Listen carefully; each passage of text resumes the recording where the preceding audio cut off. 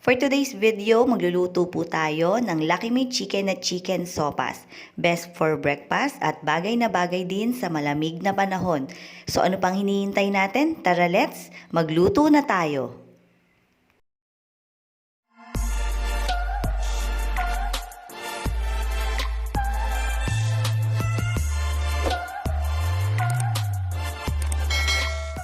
Magluto tayo ng nilagang itlog dahil best ang Lucky Me Sopas kapag may itlog.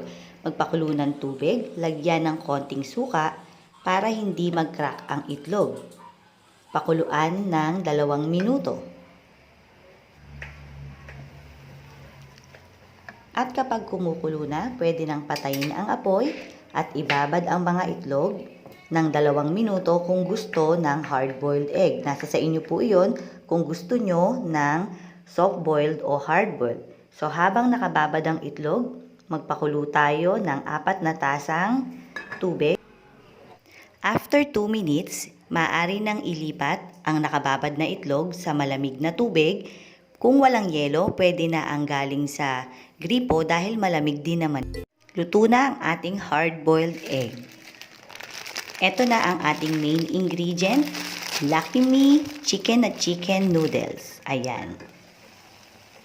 Kapag kumukulo na ang tubig, maaari natin ilagay ang noodles. Hatiin sa gitna para hindi masyadong mahaba.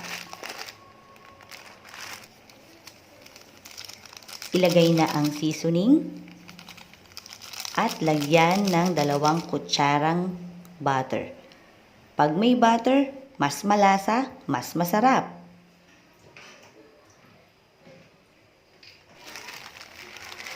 Isunod na rin ang noodles.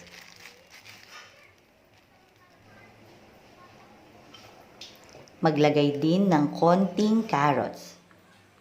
Nasa sa inyo kung gaano karami gulay ang ilalagay nyo. Isunod na rin ang repolyo.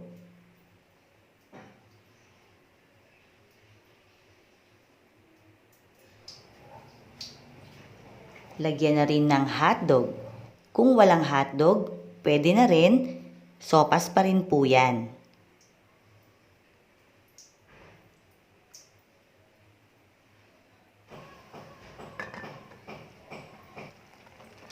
Pakuluin ng 1 minuto at patayin ang apoy. Maaari nang ihalo ang gatas. Mas maraming gatas, mas masarap. Haluin at ready na ang ating Lucky Me Chicken Sopas. Kumpletuhin na natin, ilagay na ang nilagang itlog. Titikman ni Ate Ella.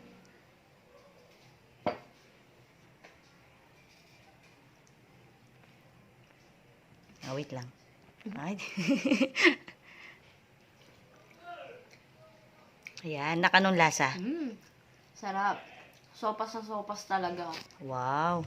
Nakakatipid na ba si Mama?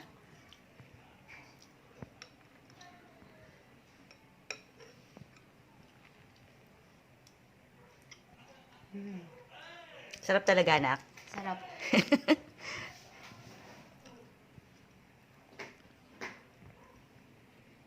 Ayan. O, subukan nyo na po ang Lucky Me Noodle Sopas. Bye! Happy eating, Ate Ella! Bye!